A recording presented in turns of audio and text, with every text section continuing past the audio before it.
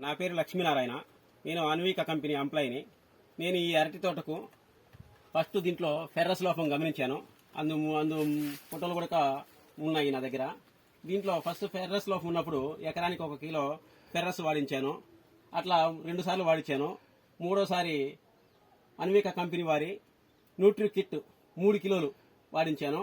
ఆ 3 కిలోలు ఆ ఫెర్రస్ అన్ని వాడించిన తర్వాత ఎక్కడే గాని మొక్కలకు ఫెర్రస్ లోపం అనేది లేకుండా పోయింది.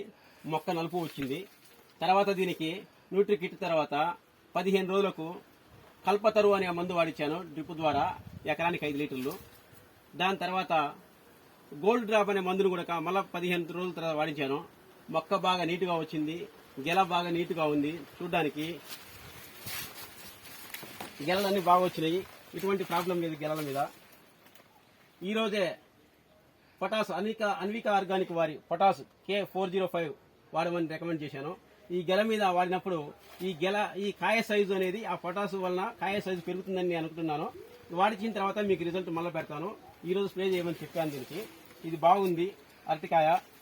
నెక్స్ట్ నేను వీడియో చేయబోయేసరికి ఇందులో ఈ కాయ సైజులు కూడా పెడతాను మీకు. కాయ బాగా కలరు బాగా ఉంది. దీని మీద ఎక్కడైనా మచ్చ ఉంటే కనుక అన్విక కంపెనీ వారి లీఫ్ మార్క్ వాడుకోవాలని రేటు చెప్తున్నా నేను. కాయ మీద ఎక్కడ మచ్చలు లేవు, బాగా నీట్గా ఉంది. ఈ కాయ మీద మచ్చలు గమనించినట్లయితే ఎవరైనా రేట్లు లీఫ్ మార్క్ అనే మందును వాడుకోండి. కాయల మీద మచ్చ రాకుండా ఉంటుంది. చూడండి, కాయలు గమనించగలరు. అరటి గెలలు గెల బాగా వచ్చింది. 1 2 3 4 5 6 గెలలు.